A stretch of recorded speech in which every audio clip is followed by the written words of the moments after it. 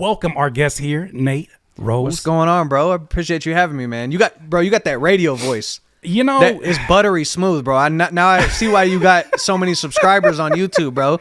I don't know why these people subscribe to me, man. I just, that's got to be part of it. It's got to be part of it. You know, it's funny because I make this argument about Stephen A. Smith, and that I remember seeing it was a book. Man, I forget the name of the book, but the book was talking about using the things that people see in your character as flaws and seeing how you can turn those into careers or monetize those. Okay. Brilliant book, by the way. But I started thinking about Stephen A. Smith, and I was like, I bet you growing up, he was a supremely argumentative person. And people hated that about him. Yeah. Can you imagine? Yeah. Oh, yeah. Just in general, just being somebody who loves to argue, I can only imagine what that can look like in that situation. But man, Nate Rose, I've been looking forward to this conversation ever since Ruslan put you on. Yeah, to man, me. and likewise, but me on to you, I should say. Yeah. And in the meantime, I had an opportunity to not only dig into the amazing music that you're creating, but also seeing a lot of the initiatives and things that you're standing for independent artists. So I want to start here a little bit about the origin. In terms of just who is Nate Rose? Why would we have heard of you? Where is something that we might have heard something before? Because I've seen you all over the place. Okay. Well, Nate Rose is a work in progress. Just as a person, you know what I'm saying? As we all are. Right. So I don't know. You know, the me now might not be the me, you know, in the future. Hopefully not, honestly, right. if growth happens. But yeah, dude, let's see. I've had a lot of sync placements. I've had some success in the sync world. So right. What's up, man? Say what's up, my What's son. up? Hey, how's it going? Pleasure to meet y'all. Here, give him a pound, Pop. Give him a pound. No, it's really DIY. In this Let's go. Let's go. Come on. Give him a pound. Come Go on ahead. with it. Yeah. Thank you. What's up, Nate? I like your fit, bro. Say thank you.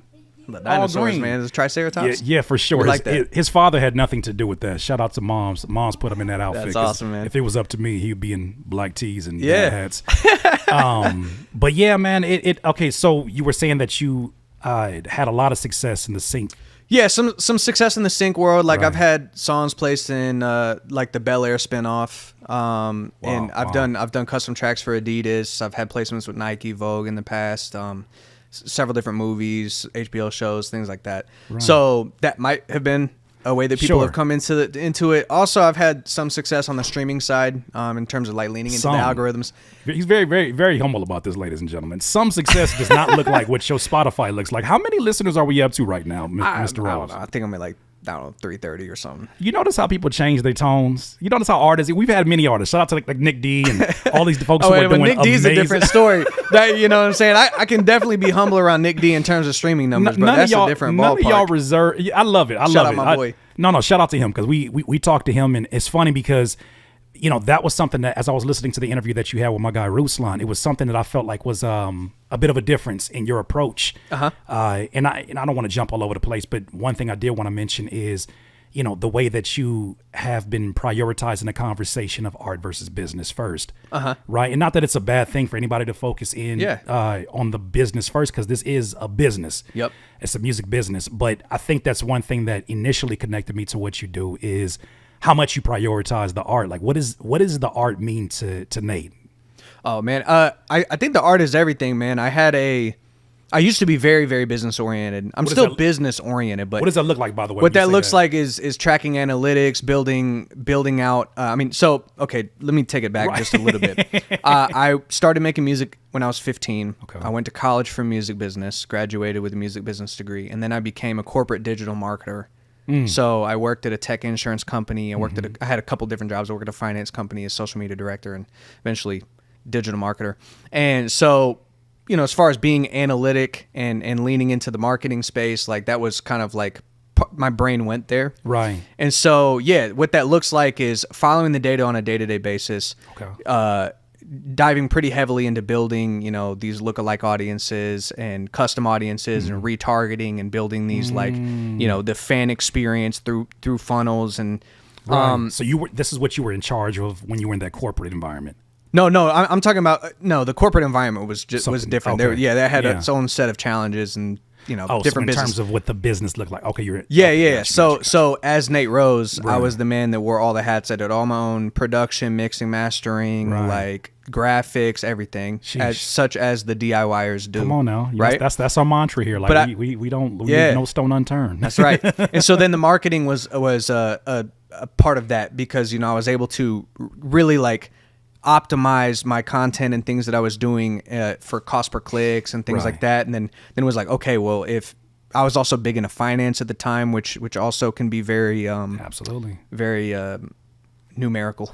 Yeah, yeah. So I was Yeah. I was really just kind of deep into the data, deep into just straight up ROI. Okay, input A, output B. You know what I'm saying? How do we make that more efficient? How do we improve that? And the story for me was, at some point when I finally went full time, I was full time for like 8 months or something, and I just had this moment where I like popped my head out of the sand, and I was like, yo, I'm low key kind of miserable. But I worked. 8 years of my life was spent trying to make a career out of music. I finally had it. Right. But now it just feels like a job. And if it just feels like a job, Sheesh. I just wasted my life, because if I just wanted to make money, if that was the yeah, bro, I could have been a lawyer or something. I could have done Look. something crazy instead of, but that was crazy, by the way. yeah, it is, man. And it was a turning point, because I was like, yo, if I lose my passion, like if I lose the passion for art, then I lose everything, because that was actually ultimately the point. I wanted to do art for a living, Right. but the living was not like the making money was not the part That wasn't was the main goal. Yeah, the main important thing. So for me now, that was a point in my life where I kind of like transitioned to start on the journey of focusing more on the art as the primary thing, and I've been way happier ever since, man. Man. So and I imagine you said you started at 15, correct? Yeah, 15. Starting at 15, and how old are you now? I'm 29. 29. Yep. That's half your life, damn near. Yeah. Right. That you've invested into this. I started when I was about 16, 17, and here I am now 39. And there's still things, obviously, that I'm excited about. I mean, overall, I'm always excited about it, but you're absolutely right, is that there's literally no blueprints out there to prepare you for what happens when you achieve success. And then you recognize, like, not that you're ungrateful, but like, this is it. Yeah. Well, that happens with a lot of people. This is a different conversation, but Right. what happens with a lot of people is they have this idea of like, I'm unhappy now, but once I reach this particular goal Sure. in mind, that will provide the happiness. Then you reach that goal, you're satiated for a time, but then you realize, wait a minute, like, what now? Yeah, That didn't do it for me. I thought that was going to fix me. I didn't have that issue. I sort of had a recalibration of perspective and priority. And so for me, I was the reason I was so heavily focused on business and the numbers and all the data was that was conducive to me getting out of this 9-to-5 situation. Gotcha. So, and that was the primary thing, because I was like, I want that freedom. But once I had that, if I'm only focused on the data, then like I'm totally missing the point. Right. So, And I imagine that even though that shift occurred and you saw the benefits in shifting, there's obviously things from having the ability to dive into that analytical mind, that analytical approach, that you can still kind of bring as your cheat codes into here. Because most of the artists that I meet, most of the producers I meet, we talked about Oh Gosh earlier. Yeah, shout out Oh Gosh. I had no idea that you guys had worked together. Yeah. We had a mutual in that. But with Oh Gosh, like, my guy is, we were laughing on the last live stream because I had a session that he did in the home studio, and I was looking through the channels and I'm like, there's no plugins on any of these. And the beat sounds like it was fully mixed. I'm like, well, there's no plugins on this. Where's the chains? yeah.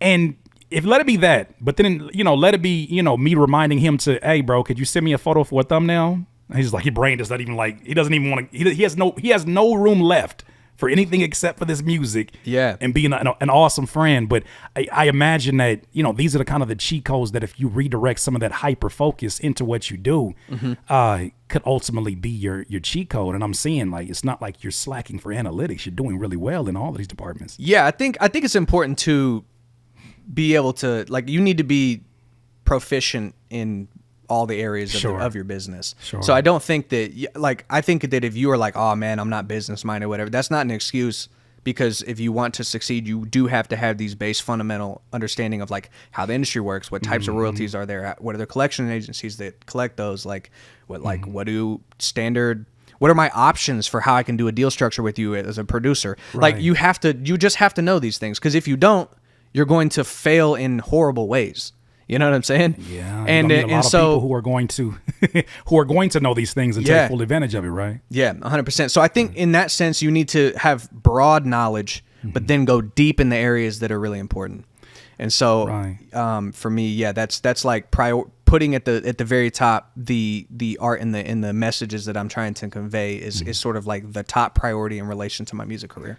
Where is sort of the origin of developing that knowledge for yourself in terms of the music business? And I think I might have even heard you mention in another interview about your history in schooling and how that kind of contributed to your knowledge of the music business. Can you kind of talk a little bit about that? Yeah, so I mean, I went to college for music business, but I would say probably the majority of what I learned was through doing. Okay. I mean, and that's not to discredit the education. I think there were some things that kind of helped me like really just understand the structure. Right. But so much of the music industry now is just like the old structures are gone and kind of irrelevant. You know what I'm saying? I mean, the fact that we're even doing this is like, it's like, hey, bro, I hit you up on Instagram. You know what I'm saying? Like, what's up, bro? Off like, of a text message via Ruslan. Ruslan, I had never met Ruslan before. You had never met him before then? No, we just have mutuals, bro. So it's just internet, like. But that's not how things would have worked in the past. In the past, it would have been as far as distribution goes. Like now, I'm on the same platforms as Drake is on, and where the majority of people listen to music, which is on like the streaming services. But in the past, if I didn't have major label distribution, my CD is not in Walmart. Man, you know what I'm saying? I have no potential to reach the level of scale. Right. And so. Yeah, I don't know. I kind of got off on a no. a You're tangent good because I think that also leads me to I want to kind of see where there's overlappage in some of the things that we're talking about, because obviously there's a little bit of an age gap between us, but it seems like a lot of the things that you're saying, I remember having to go into the Best Buy and trying to get things on consignment, and how challenging that was versus going to a mom and pop spot that was like, yeah, we want your business and we want you to redirect folks here. Yep. Where are you from, by the way? I'm from Nashville, Tennessee. Nashville, Tennessee. Yeah, that's where I live. You know what I'm saying? Tennessee boy. You know what I'm saying? That right there, man. That's right. I had a chance to go visit Nashville on tour with Murs in 2013. We didn't get a chance to sightsee or anything. We went there and just kind of saw things. But I went there last year and just had an opportunity to walk down the main street. What is the main street called? Broadway. Okay, so I'm walking down Broadway and I'm like, I'm almost in tears, bro, because I've seen it on, I'm not new to it. I've seen it on TV. I've seen it in, when the news covers things, but I went out there for an ASCAP event and I'm walking down and I'm like, look at all this live music, back-to-back bars, and the windows are open to embrace the live music. The culture has been so different on this side of things here on the West Coast, and that, there's a lot of venues and even cities trying to get rid of hip hop shows and trying to get rid of even live band shows in place of, automatic jukeboxes or whatever they want to go on, AI jukeboxes, I should say. Yeah. But how was it growing up in that environment, and kind of what influence do you think that might have played even into your own music journey? Yeah. So I grew up in East Tennessee, actually. So I've lived in the Nashville, Tennessee area for the past decade. But when I was growing up in high school, I was in sort of a small city, Cleveland, Tennessee, which is near Chattanooga. And so my experience was like, there was nobody that I knew in my area that wanted it as much as me, or even had the skill sets or the vision to help me in that. There were a couple people that I kind of like leaned on early on, but yeah, so it was really at the cusp of like, man, okay, well, YouTube has certain tutorials, or like I was learning, you know what I'm saying? I was like struggling through trying to find resources on how to improve the things that I was doing. So, and I think it was a lot more of an uphill battle back then, because there weren't nearly as many resources on YouTube. Or structured. It wasn't structured, exactly. I mean, now you can literally you could go watch a YouTube course from any, you can learn how to mix pretty quickly and get like pretty good information on it. Like, and thank you for mentioning that. There was a time period where if you wanted to get tutorials on FL Studio, if you didn't know who Warbeats was, good luck. Yeah. I was on Audio Tuts Plus. It was Tuts Plus. It was like all these articles around like how to do things, and so I was reading a lot of articles. I was writing notes down, like, oh, okay, like frequencies. Right. Here's what EQ does. I'm always interested when I'm talking to artists that have been successful independently, that they come from like you said it was kind of a small city, right? Yeah. And coming from those environments, I get hit all the time with questions about, as crazy as it sounds in this internet age, because we know how to get our names out there and what to utilize in terms of social media. Have you ever felt like it was a disadvantage for you coming from a small city in terms of getting your name out there and kind of pushing your music out? Well, I think it's a given that it was a disadvantage because I just didn't have the opportunity to bump into the type of people that would have been able to give me a leg up. Sure. However, I never leaned on that.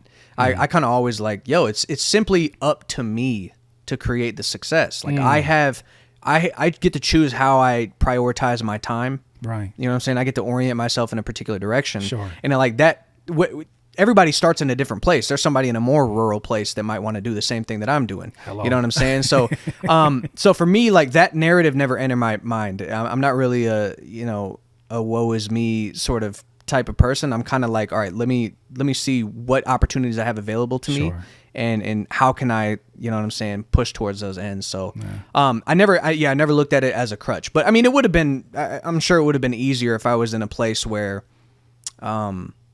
I would have had a little more opportunity to have somebody who like had gone through the motions, you know what I'm saying, give me advice or things like that, of course. But I can't reflect on that kind of stuff, you know. And I respect that answer because I think a lot of artists, I don't know where it starts. I don't know how it happens. I've mentored a lot of I don't even call them independent artists. I call them up and coming artists. I think there's a mindset switch when you look at the independents and you look at yourself as a small business. That's kind of my way that I want to, kind of make sure that there's a separation. But when I talk to up and coming artists, I see a lot of them that feel like their career is a charity case to a certain degree. Like, please support me. Why doesn't these people support me? Why doesn't this person?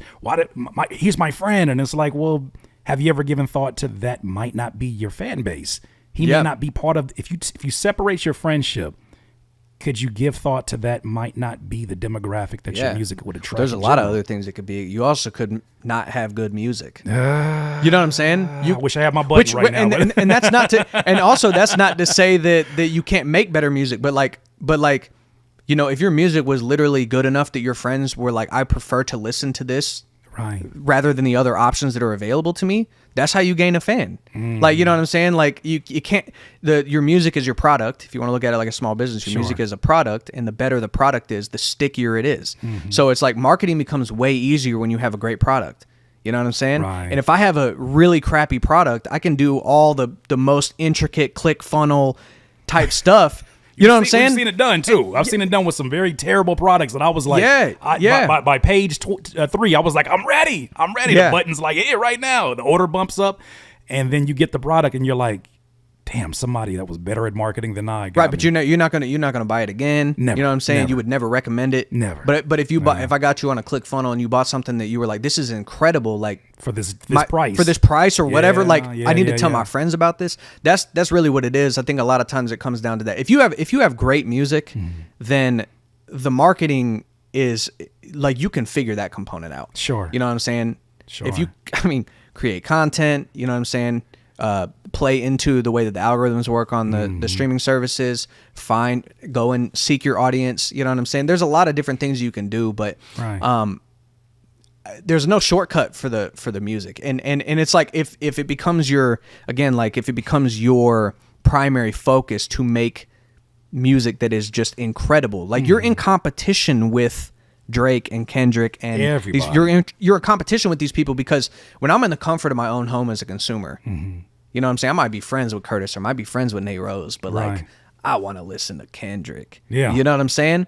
And so, and nobody can force me to listen to whatever in the comfort of my own home. Right. So it's like you are competing with that. You know what I'm saying? Well, and I even noticed that there's selective behavior that I have as a listener, even with those names, right? Even with a Kendrick. Like, am I feeling like a Section 80 today, or am I feeling like, or do I just want a playlist that plucks my favorite song? If that kind of selection happens to the big dogs, why wouldn't it happen with anybody else at any level of business? Yeah.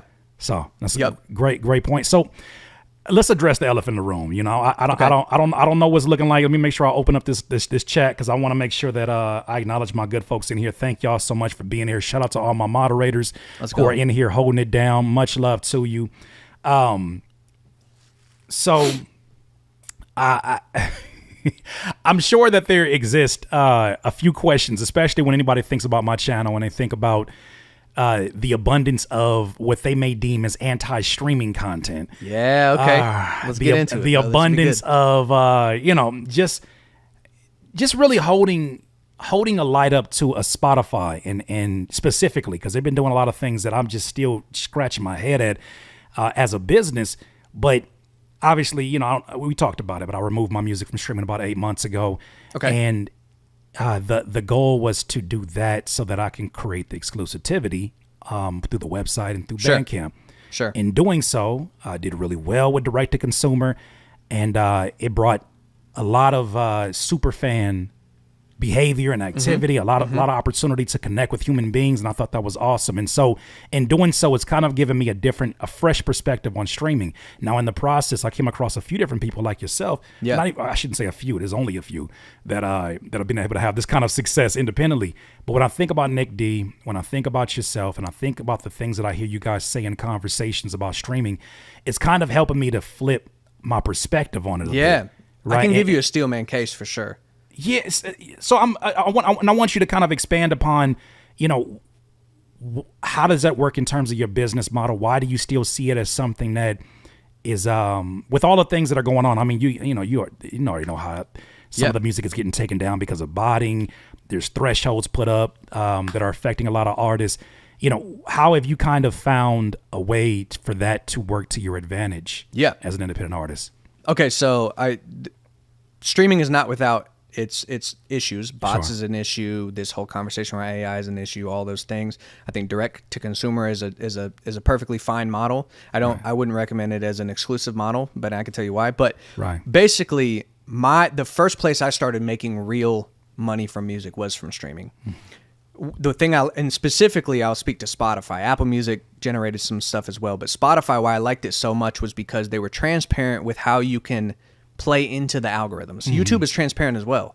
You know what I'm saying? That like as far as giving you information on what types of things are really going to help rank your video. You know what I'm saying? Like even just adding captions, or I'm sorry, not captions, but time markers and things like that. Like there's a bit of transparency about things that will play to the algorithm. Right. So on Spotify, I had release radar. So I know that if I submit my music a couple weeks in advance of the release date on Spotify for Artists, it's going to guarantee that when it comes out, it'll get in the release radar playlist of all of my followers. Okay. Right. So that's a guarantee if I do this specific process. So now I have a way to go, okay, well, if I increase the amount of followers that I have on Spotify, the people that click the follow button, I have a direct ratio. You know what I'm saying? Say 10% of all listeners, you know what I'm saying, check their release radar or something, if that was a stat. Right. Then okay, well, I have a predictable thing, because if I can get up to,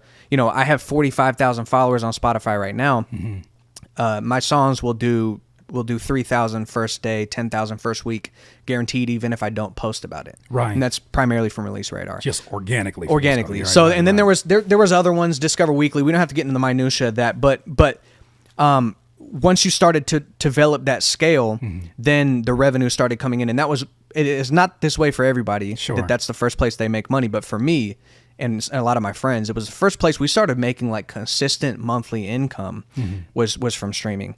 And then, not to mention when the algorithms and stuff start working in your favor, when you start playing into it a little bit in terms of, you know what I'm saying, doing the pre-save campaigns that are going to rank it up. Right. And the music is good, then it kind of spreads, and you get organic eyeballs for free, which I'm sure you know all about that on YouTube. Sure. You know what I'm saying? So now, I mean, I'm used to spending money on ads and things like that. So what you're saying is if I just do a couple things and like make good music, then Spotify's just going to serve it up to new listeners and the algorithms are based on these other consumers' listening preferences. So they're going to serve it up to people that, like, there's a high chance that are going to become fans. And there's this kind of ecosystem that happens, and I get paid for those streams. So I'm not even just paying for the eyeballs.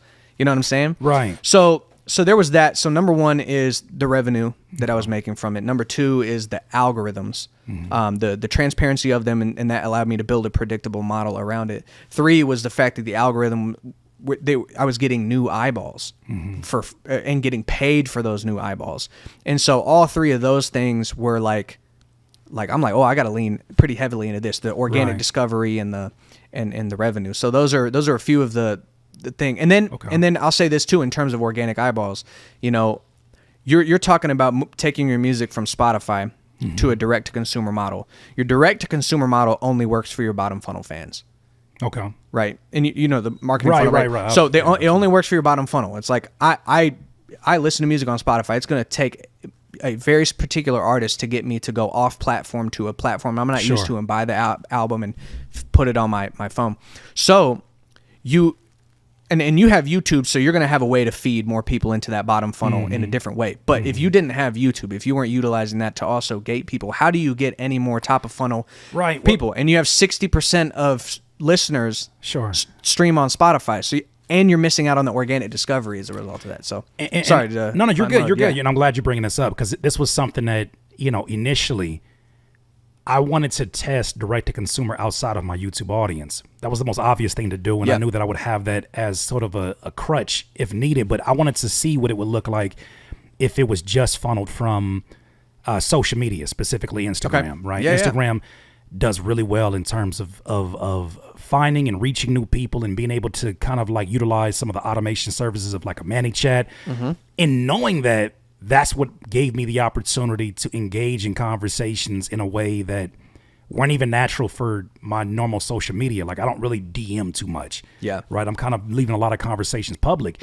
And so in having that exchange and them having an expectation of what emoji or what comment am I going to use now, or I didn't know what this song was. Like there's songs that I had, for instance, a song called My Money, where I didn't promote it on YouTube or anything like that. I only did it through Instagram and through Twitter.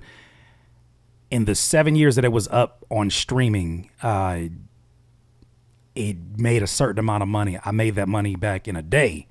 Just from having that social media. So I started looking at it and I said, you know, this is what's helping me. And obviously I've having conversations with some of my mentors, like shout out my guy, Glasses Malone. We've been talking about a lot of things in terms of kind of looking at a Spotify more as a social media and less as a music store for our business model. And so with you saying that, it makes a lot of sense, because this is where I'm kind of feeding those new people into it. My only issue, and I want to kind of get your input on this with a Spotify is, and just any platform in general, is how are you able to turn those listeners into emails, into, part of your SMS community, part of your, just any kind of communication outside of that platform. How are you able to engage into that? Because that was another reason why I ended up kind of pushing, because I was like, you don't give me access to these people. And if any point in time you want to set the algorithm in place to not favor what I'm doing, I'm kind of at your mercy. I mean, it's the same way with YouTube and social media. I'm having to see it like that. Well, I'm saying you'd have to build a strategy around gating those anyway. To give Spotify some credit, you have Shopify integrations. You can sell merch directly on your Spotify profile. So you have people that maybe would have been bottom funnel, but they just they're not following you off platform, but they see that you have merch and the merch looks cool to them. They can buy that. You have, they had the donation during COVID. They implemented the donation thing. But then there's also integration with what's the is it Songkick? Is that the Songkick is another one I've seen. Is that the touring? That's the one for the touring dates. Okay, for sure. Yeah, I may have gotten it wrong, but yeah. So it'll post tour dates and things like that. So they're doing, I think, a pretty good job of giving some visibility of ancillary effects to that audience. As far as directly capturing emails, they might want to. There's all of these companies are data companies, right? At the end of the day, because the way everything works is off the algorithms and selling the ability to access those. So the data is actually the gold mine, which is exactly why you want it. But it's also in every company's best interest to keep that data, and honestly, to keep that data safe, because you might do some good things with it, but other people might not. For sure. So yeah, I wouldn't. If you point the finger at Spotify there, I think you'd have to point the finger everywhere. And that's just the nature of the beast. That's fair. I'm for a direct to consumer model too, though. But you do have to have bottom funnel fans, and like if you're just starting out, you know what I'm saying? You don't have anybody doing that. And that's something I think that as I had to go exclusively in order to see the limitations, because it's almost like you have to get inside of the room in order to see where the windows are at. You can't kind of see where everything. So it's like I'm in this place in direct to consumer, and I'm seeing, okay, without social media funneling people in, it is what it is. You have what you have, like I said, with the folks that are there. But in doing so, it gave purpose for me for doing everything that I'm doing. Because then I'm starting looking like, well, why am I spending all this time on TikTok? Why am I spending all this time here? Yeah. Well, now there's an opportunity to nurture an audience and know that there's one individual place to go to. But now I'm looking at this from another lens, in that I have no desire personally to put my albums back up here. However, in the way that I'm seeing it with being able to, for instance, I got this thing I call a strip it, okay, where it's giving either a snippet of the song or it's giving a song that has a tag. CurtisKing.com, CurtisKing.bandcamp.com, and then leaving that as an opportunity to engage in some kind of communication that maybe it's not the majority of the people, but at least engage the conversation that, hey, there's more here. Yeah. Where I ultimately want to leave them anyways. Even if I'm putting up using the third party merchandising type of platforms, I'm still inevitably trying to get them to know, hey, beyond this listening experience, there's more business that we can have. So I think we're in a place now where it's a lot less wild, wild west, but there's a lot of space for experimentation, and which is why I wanted to have you on the platform, because I'm like, there's things that from a business standpoint, I'm learning from hearing you talk about these things that are very helpful, because everybody's business model is made differently. I've got another two counterpoints here. So my friend No Big Deal just released his album. I had the pleasure of working on that, and he did a direct to consumer thing in advance of the project being released on streaming, and he did over 1,000 buys of the album before it even came out. But the reality is that your bottom funnel will still buy direct to consumer even if it's available for free, and it's because they're a bottom funnel. They care about you as a person. They want to support you. So if you communicate that in messaging, then it's like, hey, you can stream it on Spotify if you'd like, but if you would like to really support me directly, you have this opportunity. I actually don't think you'd have a lot of fall off from what you're currently doing on the direct to consumer side, but then you get the benefit of all the other things that come with the Spotify. Yeah. And that's one of those things where I wouldn't be able to see it unless I went through it. Like I could be stubborn as a mule, admittedly so. And I'm here now at a place where I'm like, if they're asking for shorter songs, if they're asking for specific types of formats, if they're asking for these things so that it creates a product that they can profit from, and I have the ability to offer that without having to, because I think a lot of you feel like you're compromising your art in order to participate in the Spotify landscape? That's one aspect of compromising the art. And then also too, I think that when you're looking at the model, as I was, admittedly so, looking at it from a standpoint of, I'm putting all this money into mixing, I'm putting all this money into equipment, I'm putting all this money into the visuals, and to now turn around and say, here for the 0.003, it's just something that I looked at it and I said, that's not the way that you treat fine art. Even in this age right now, people are still paying top dollar for fine art. Yeah, I get that. And seeing all, it's funny, man, how many gurus that I see that pop up on social media that want to push this narrative of your music isn't worth anything. I understand where it comes from. I understand that the human beings at large have a different sort of perspective on the idea of paying for music. Yeah. But when I'm thinking of it from the art standpoint, I'm looking at it and I'm saying we have an opportunity to insert that value back in. Well, so this gets a little bit into economics, but I actually think the value of anything is dictated by what people are willing to pay for it. So it is not, the value of your art is dictated by the demand. Okay. So for example, I could tell you I charge $1 billion for a feature, and I can do that because that's what I feel like I'm worth. Sure. I'll never sell a feature. On the other hand, I could do features for $2 and I'll have so much work that it doesn't, like, I'm over my head and it doesn't make sense. There's an equilibrium.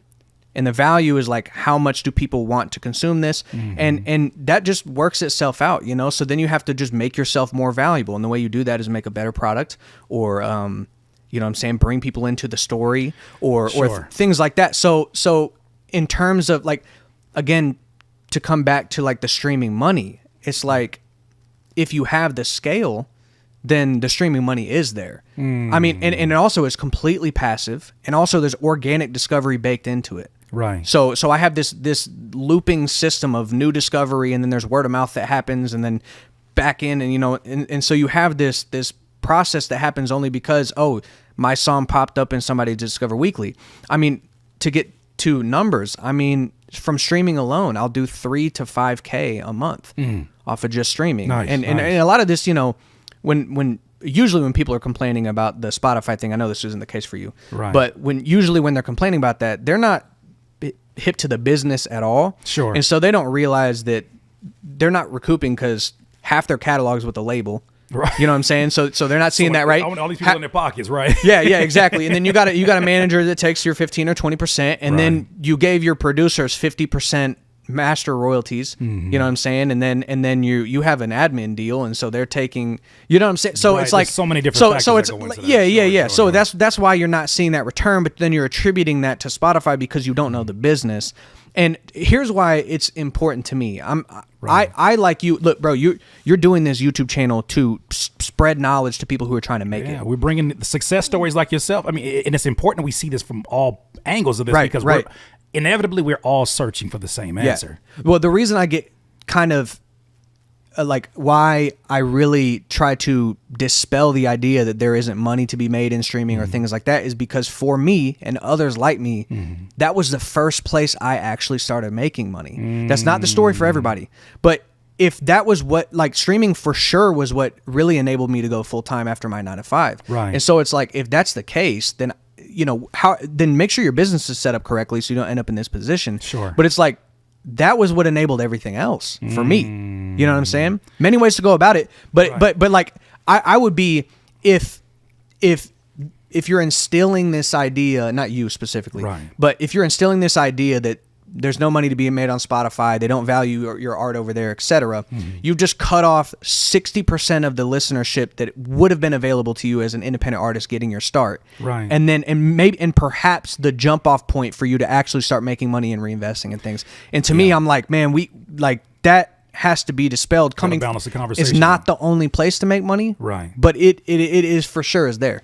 And I don't want to hyper focus on just that, because it's so much about your story that I want people to know about, and obviously the amazing music that you're working on right now. I want to make sure we get into that for sure. But one thing I do want to say, especially this channel, my thing has always been, if I say something and I'm dead ass wrong, I'm going to come right back to the same audience, and we're going to have this conversation from a different standpoint. Yep. You know, but there's been some things, and I hate to use Spotify because they're not the only ones. Like, I think a lot of, like, Deezer's been doing some ridiculous stuff in terms of getting rid of like 120 million songs, I think, off of their platform. And it kind of got swept under the rug, if not for, you know, content creators like myself that are putting it out there. Yeah. But here's where I started to kind of have a separation. I really want to know your point of view on this. And I know you understand this from a business standpoint, and I do as well. It took me having a YouTube, after being an artist for X amount of years, it took me going into the YouTube space, creating courses, doing tutorials, doing all these things before I recognized, like, oh, I was playing music. I wasn't running a business. I was playing business. Now, in knowing how to run a business, I go back to some of these things and I'm scratching my head at how could this be a sustainable model for someone who is trying to build up that seed money, that beginning money. When I think about this, the threshold system that Spotify has, where they put it in place where you need to have at least 1,000 streams on a particular song in a annually. Year. Yeah. And they get to also determine how many, because it needs to be an X amount of unique listeners as well. And they determine whatever that stat is. Seeing that in combination with a lot of the stuff going on with this botting and the way that they're combating it by removing songs that are on certain playlists. My issue, you know, as an independent artist is, well, why are you taking the songs down before you take the playlist down? Okay. You know what I mean? So when I look at things like that, I don't say that as a, you know, trying to argue against what you're saying. I got you. I say that from the standpoint of just a concerned independent artist. I can get 1,000 streams. I'm not concerned about that. Yeah. I'm looking at other artists who are like, well, I am trying to be in a position as a Nate who's built up this business by having this income to work with, but it doesn't seem like they're working with me the way that maybe they have in the past. Do you have are you frustrated with YouTube's thresholds for being able to monetize your YouTube channel? No, because I feel like when that became a thing, they were transparent. It shifted in terms of what the threshold was, but they were transparent about what that was. My thing is doing that, and I know they've been making that decision as a business. My thing is you're doing that now, and there have been people who have contributed to traffic to your platform. There are people here who their whole spiel, like I've seen music videos where I remember, I don't want to use them as an example, but I remember Macklemore would put the Spotify link up there first, obviously knowing how much it generates on a Spotify. Yeah. But I'm looking at artists and I'm like, you're driving all this traffic. That's a business for someone else. If you have the ability to drive traffic to someone's business, there's a certain amount of money that is expected. Mm-hmm. I look at them and I'm like, you went from getting paid fractions of a penny to now what it feels like is they're telling you to meet a quota in order to get payment for your art. Yeah. And that's where there's a bit of a disconnect, only because it doesn't affect me the same way it affects an artist coming up. But when I see an artist that says, damn it, Nate, I finally got my first 100,000 streams on a song, and they're removing it and showing me no sufficient evidence of botting. Yeah, no, I get that, and I understand the frustration. I think a big part of that is probably optics, because I'm sure there are some reasons for doing that. I wouldn't attribute it to malicious intent. Like we're trying to, it's probably something where like the cost to host the song, if it's not generating, and like or something like that is allowing them to not be profitable, and that's like there's probably many different angles to that. I actually don't know enough about their particular reasons for doing some of those things. Right. But to be fair though, I do think that 1,000 streams annually is a pretty low threshold. Even if you made 900 streams, the amount of money you're going to make off of 900 streams is negligible, right? Because you have to have scale. And you know, in order to make money from music, like music is very sexy. Like if you get to be a musician, you get the fame, you get to be the cool guy, you get fans that come to your shows. You know what I'm saying? You know what I'm saying? That's a big part of the appeal. But because of that, you have a ton of people who would prefer to do that than you know, work in a desk job. If you have any creative bone in your body, you know what I'm saying? That might sound appealing to you. But because of that, that's where the supply outweighs the demand for that thing, and that is why, you know, when you get into this ecosystem, people listen to a certain amount of music in a day. Right. There's a limited amount of songs that, you know what I'm saying, a person is going to play. And so you have hundreds of thousands of artists. You know what I mean? Right. And so that's why it kind of that's where it gets devalued from, is because you have like there's so much available to you that you have to have a level of scale in order to make money from it. Sure. If I want to have 1,000 people come to my show, I got to have like, you know, 10, 20,000 listeners in a city. You know what I'm saying? And that's if I have a good core fan base. Right. You know what I'm saying? So, yeah, I don't know, man. I don't necessarily disagree with you on that front. Right. But I think there's probably a little more nuance that I'm not privy to. I get it. So I mean, I was just curious because you're making a lot of valid points, and I am someone personally, I'm just a sponge. I'm a sponge to it all because I don't want to be in a place where the older I get, the more, you know, putting my fist up at the lawn like, you know, you guys are doing it. That's not what I want to do. What I want to do is inevitably get to answers and alternative ways of doing it because you found your success in it. But let's kind of like let's go another direction with this. Let's do it. I really want to get into the music, and man, this is gonna be a heavy question to put on you. But what is your why? What is my why? What is your why? For art or just in for art? Because you do so many things that obviously support it. We were talking about off camera, like you got content that you already got set up to do. Obviously, it's a blessing to have the support of folks who are helping in some of that process. But there's a lot of artists who have not even gotten to that point of having to wear all these hats. You see me right now. Even the setup here, it's been a real DIY experience. What is your why? Yeah, no, that's a great question. That's a very deep question. I think my why has changed over time. Okay. And I think that's part of the maturation process for any person. I think every artist has a why, whether or not they are explicitly aware of it. Right. I think in my formative years, before I was full-time artist, my why was primarily just like to be able to do what I love to do for a living. So I was like trying to make money so that I could just do that thing that I loved, and then that was it. Right. And, you know, over time it has evolved. So now, you know, in my personal life, I've been diving pretty heavily into philosophy and theology and like really kind of questioning these things. And there's been a lot of things that have kind of driven that. And so, you know, as I've gotten deeper into understanding how the world works and how and my place in it, I'm starting to have these conversations with my friends who are struggling with things that I'm like, yo, I was just there. Like like think about this though, or think about this, or like, etc. And then what I realized at some point is like that those conversations are the most important conversations that I have. And and like as an act of service, I'm pouring into my friends as much as I can to be like, yo, like, hey, I found this like thing over here that it seems to be like adding a lot of value to my life, and I would like for you to have this. And then I realized that I was uniquely positioned to communicate those things with music, because music is my skill set. I put the 10,000 hours in.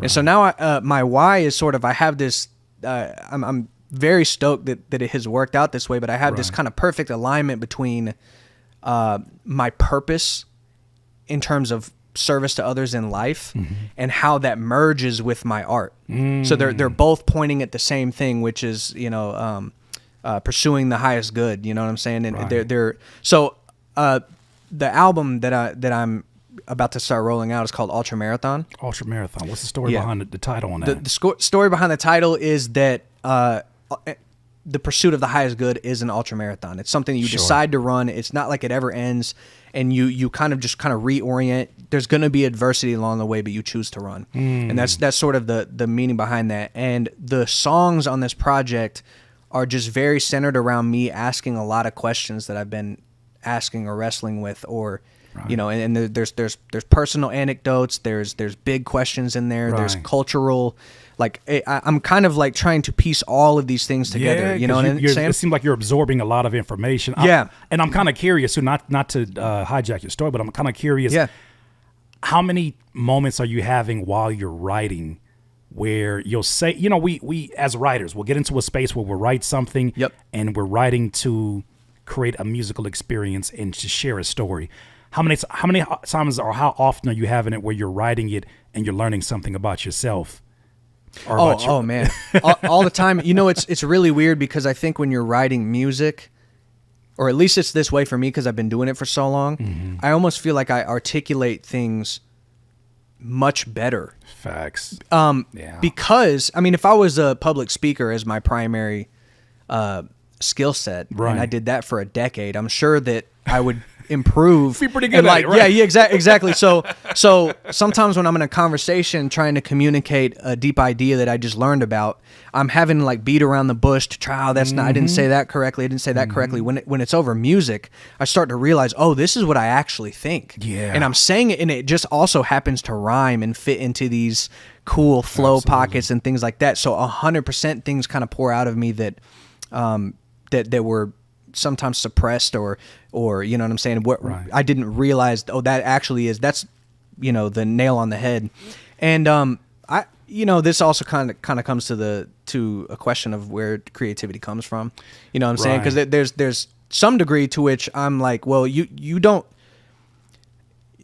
not responsible for the ideas as they come into your head. They kind of just appear as they appear, and they seem to come from somewhere. You know, starting with mumbles and stuff. I mean, with these things where they pull from, I know it's a spiritual experience, but there's certain times where it's like, wherever that came from, that's a lot better than what I envisioned this moment to be. Yeah. So, man, I don't know, you know, to say that it's all me just doesn't seem correct to me, but yeah. So I have on one hand, you have this kind of purpose driven topics and conversations that I'm having internally and with other people, and then on the other side, I have this just great passion for art and beauty, and like, I mean, dude, I'm a fan of art. You know what I'm saying?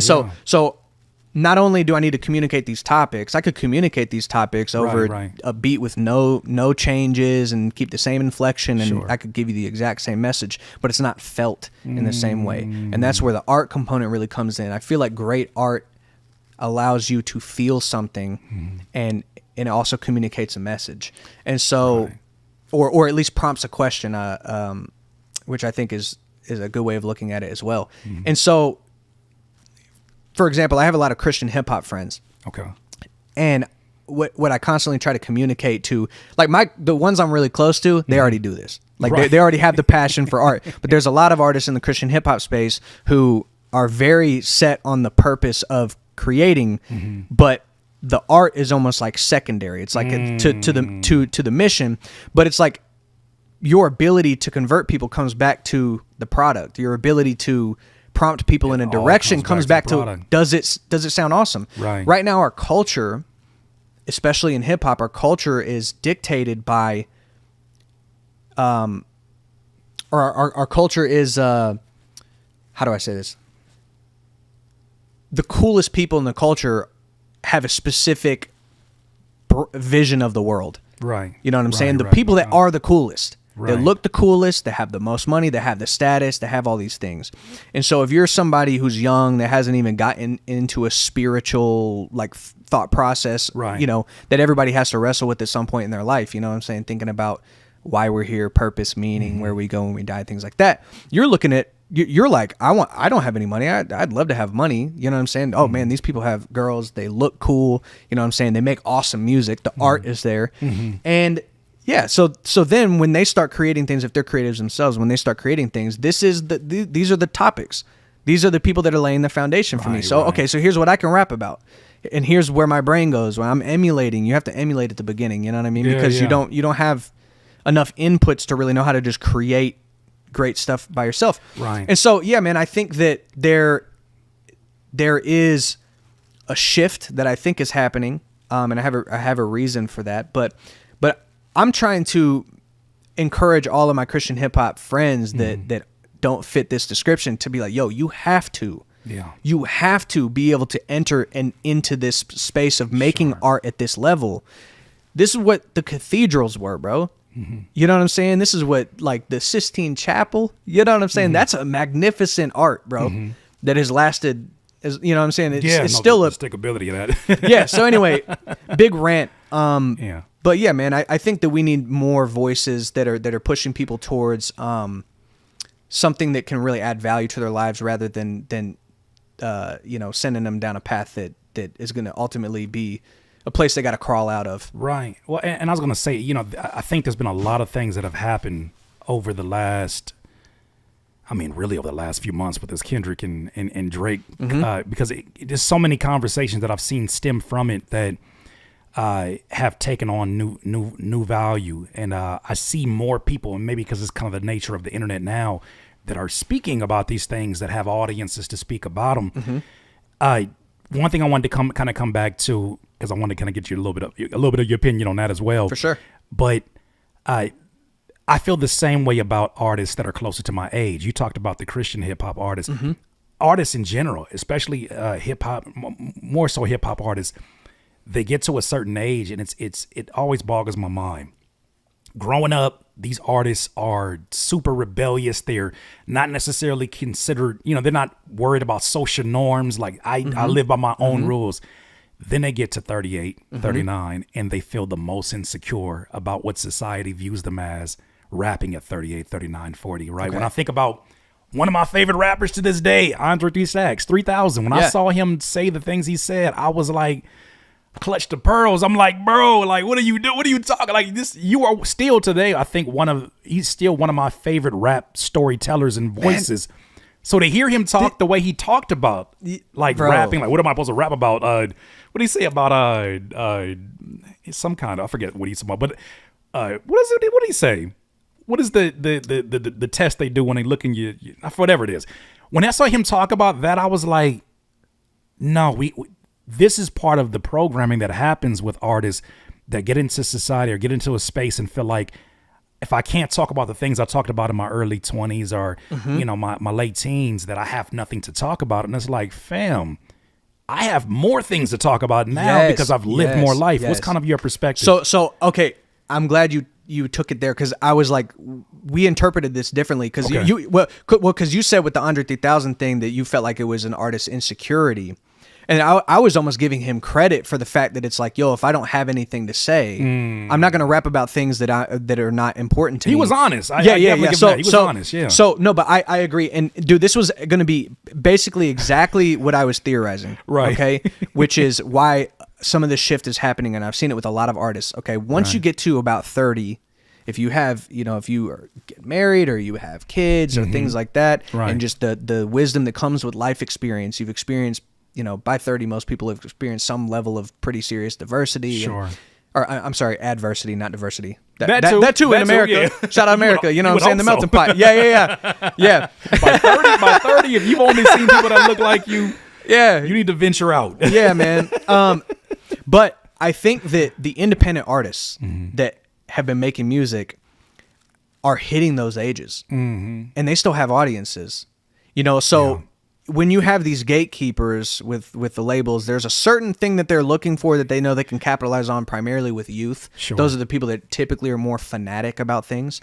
And so they know what the youth cares about. At that stage, in your youthful mind, we were all there at one point. You know what I'm saying? Yeah, remember that? Yeah. So it's like that is what we're prioritizing in terms of the topics, because that's what we feel like sells the best. Right. But, and I'm not saying that's the one narrative or one thought process that they have. But I think that a lot of these independent artists that are gaining this wisdom are starting to say, wait a minute, I have all these other things to rap about. They've hit their 10,000 hours, and they've hit a realization that, yo, like, why am I making art? I think for me, it's a scary place to be for a lot of them, I think, too. Yeah, but I think it's great, because I look at somebody like No Big Deal or Coda the Friend or Chance the Rapper or J. Cole or Kendrick or Coast Contra. Yeah, you know what I'm saying? I think that the fact that we have independent artistry as a possibility is providing this alternate narrative. And we got cool people in this space, bro. Kendrick and J. Cole are two of the big three, right? Well, and they're touching on those deeper topics, which I think is crazy. I was going to say, not to hijack the point, but also too, even though they're still connected to major labels or through distribution deals or whatnot, the fact that we live in a time where it's not a rare thing to see them cross over and shake hands with the independent artists or have a relationship with like when I see, for instance, a La Russell and a Hit Boy come together, or like a La Russell and Timbaland come together, or Russ and the multitude of artists that I've seen him go that at 1K the time, Few and Zaytoven. You know what I'm saying? So like when you see these type of collaborations happen, to me, I think it says a few things. One, it obviously says that there's independent money in the space, because folks don't collaborate like that because just for the love of it, right? That is an aspect of it. But also too, it shows you that I think there's a level of at least this is my theory. You see a level of authenticity in being disconnected with the people. The fact that you're able to talk about things that when you write it out, if you were to use that as a template 10 years before, it'd be a lot more general than what it is. I look at these kids that are going viral on Instagram now. They're not making conscious hip hop, but they're making like truly self-aware and nuanced, and there's adding details, they're adding names, they're telling you things that are specific to their region. And I'm looking at that and I'm like, there was a point in time where they would criticize you from a major label standpoint and say that can never be massively successful. But these kids have the numbers now. Yeah. But honestly, I think that is closer to real art than the alternative. Sure. So in rap, I do think that there's a lot of, it's very egocentric. And I think part of maturing is becoming less egocentric. Yeah. And families usually do that for you. You know what I'm saying? You start to feel the burden of providing for, you know what I'm saying, your son or daughter or whatever, right? You have that. And so then you start to go, oh, this life actually isn't, like, I'm not totally the main character in my movie. Like and where you start to find real purpose is when you start to open that up and realize that you have roles and responsibilities in relation to other people. And with the wisdom you've gained, you have an obligation to spread that and share that to with other people. Exactly. Yeah. And so, and dude, I think that there are a lot of artists, major artists, you know, and we don't have to name names, but, but there's a lot of major artists though that are still, you know, 35, 36, 38, that are still trying to rap about things that are egocentric, and it starts to sound real silly. You want to be the 40, 50-year-old guy at the frat party? Well, you know what I'm saying? You don't have to mention, but I know you mentioned a very popular artist and him talking about, you know, him being with twins, jumping off of jet skis. And it's like, bro, you get to this age, you do a lot less jumping. First of all, you do just from a physical perspective. Just jump. You know what I'm saying? Just my knees. Start there. That's just my knees. Yeah, you know what I'm saying? But in general, it's like, this is the most wise that I've ever been at 39, right? It's the most wise I've ever been. This is the most aware of my surroundings. This is the most in control of, you know, because you'll get exposed to certain things, and I know you're very passionate about philosophy, but you'll be exposed to certain ways of living. Like I was exposed to Les Brown and Tony Robbins at a very early age, and I interpreted that from a very different perspective than I do now as a dad, as someone whose life has, even though I'm doing more things, life in general has slowed down. It's not so like panicked and, I got to do this by, you know, now it's so much more in control of it and in control of myself. With that said, though, I see so many people get to this stage and say, well, I guess it's podcast time and that's it. And you're still being creative in some aspect, but I still look at that and I'm like, you have so much to give. And I always think of this vision in my brain, 200 years, 300 years from now, when people are searching through the artifacts and they're looking at, you know, this time in history, right? And they're looking and they're saying, you know, why are we noticing a large gap of when artists met this age and they stopped giving art? Yeah. When they figured the most out. They figured the most out and they said, oh, that's child's play. No, thank you. You know, I think it's because at that age they don't have enough examples of what it looks like to make high quality art around topics like that. That's why Mr. Morale was so impactful for me. Is because I was like, Kendrick's my favorite rapper, and I'm like, oh, this is how it's done. This is what it looks like when someone who is excellent at their craft and is simultaneously questioning things and thinking about the world, how they can make a product that holds up both commercially and philosophically. And that to me just like kind of blew the lid off. I'm like, okay, like let's go. Coast Contra, same thing. And you know, I still think they're trying to figure out the commercial success side in terms of making great songs rather than just obliterating every beat that they rap on. Yeah. So all credit to them. But I mean, like, I think that once certain topics start being the primary like topics, then it's easier for somebody who isn't as much of a visionary by default to make music that kind of aligns with those things. Well, it becomes, you know what I'm saying? It establishes at least somewhat of a template to build off of, or it passes the baton. You know, I heard in your conversation with Ruslan, he was kind of making a connection between a 444 opening the door up for a Mr. Morale, and I'm like, these individuals that are in place, I feel like they have a responsibility to do it in the most honest way that they know possible. I'm sure that in 10 years from now, Kendrick will look back and see some things that are like, okay, I have now this perspective on it. Yeah. At this age. Because I know I do that with my own art for sure. So I'm looking at this now and I'm like, you know, when I look at the battle, and I want to kind of get your zoomed out point of view of that, when I look at the battle of Kendrick versus Drake, the more that I dive into it, the less that I see, because for me, I was about the bars. I'm a hip hop head. I'm looking for the bars. The more that I see how much it's about like very very basic ethics, very basic morals. Like where's your moral compass at?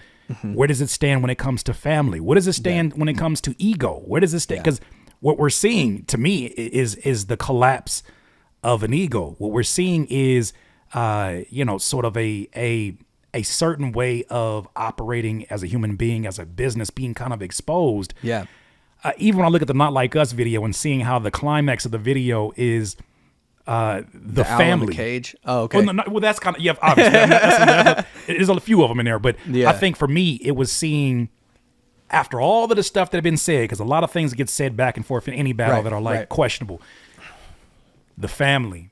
Yeah, it's what gets brought to the forefront, and that's something that now I'm seeing people who are kind of analyzing who is Drake. They're kind of analyzing now is it time for him to grow up? Yeah. And when you have that conversation, what happened with an artist so big, it's beyond the artist. It Yeah. becomes more so of a cultural conversation of what does that look like? Yeah, I'm with you. I definitely think Kendrick took it that way. Sure. I think he looked at it as like a spiritual warfare. Right. But I think that I think you're very right in that assessment. And I think, to me, Drake is an amazing artist. And I think that it's a disservice to still be so egocentric with the topics. Right. You know what I'm saying? Because he's incredible at what he does, bro. He's been on top for over a decade. Right. He in every element of his career is like top notch. You know what I'm saying? Executed it at a top notch level. And the ironic thing is he used to make really, really deep music. Yeah. Do you remember his song Brand New? Yeah. Okay, so Brand New is kind of a deep cut, bro. But this here is on some truthful shit. I feel like everything I do, you're used to it. So I keep hearing stories about who you've been with. So that's why I got to hide how I'm feeling inside. So you still think I'm confident and down. Is this going to last? You're up on a pedestal, or we moving too fast? I feel like I'm in crazy competition with the past. That's why I got to ask, is anything I'm doing brand new? That is him diving into a relationship with a girl and saying, I know I'm newly coming into fame. I know I'm really interested in you, but I know you've been with these basketball players and this, and like I don't really, I'm insecure about this, but I'm like putting on a front. Like, is any of this new to you? Like, do I add value? Like, that's very reflective. And those are the Take Care is what, like, the songs of that era were the ones that gave rise to his success in the first place. Right. And then, again, I like a lot of Drake records for the format, like the club formats and the things like that. But I mean, I would love to hear what an enlightened Drake would make. I think he would make better. Like, bro, I think you would hope so, because you now have access to have seen the entire world 2, 3, 4 times over, right? You've been at the top of the game. You have seen perspective. This is where you might have had a disconnect with a Jay-Z's Kingdom Come. Yeah. Because it was very much from the perspective of, this is my life outside of the culture. This is what I've been experiencing. And, there's a disconnect. Yeah. Because that's one thing that I do believe in. Like I mentioned him earlier, but my guy, Glasses Malone, he's like, the moment you feel like you're bigger than the culture is the moment that it's the beginning of the end. Right? When there's certain things that you look at and you're like, I'm above that. That's why, like, I never really liked too much of seeing sports analogies. Yeah. Because when you think about the NBA, for instance, not doing the slam dunk contest at one point in time was seen as like, you'll never be seen as a GOAT if you never knock it off of your list. But there are certain things where it's like, when you stay, like right now, I believe the moment that is happening for Kendrick, and that will forever be solidified as part of his legacy, is the connection that you're seeing with the people. Being ground level, being there with the Not Like Us video and shooting it at the Thames everybody knows about in Compton, going to these areas where there are people who are going to be like, yo, my kid was in this video. And it's funny because I heard him talk about one time when he was a kid and his family going to take him to see Tupac at a swap meet. So it's like, that's somebody's story right now, but that's a story that is connected at family. And also too, a lot of the topics of the songs, I think about Meet the Grams, and this is the last thing I'll say about it, but the last verse of Meet the Grams is so interesting to me, only because everybody talks about the fake daughter thing. That's not what I'm interested in. I think what I saw there was he had a conversation with a certain demographic that is generally a female fan of Drake, and he painted a certain picture of a deadbeat dad, or of a type of man that feels like their work is much more important than their contribution to their family. Yeah.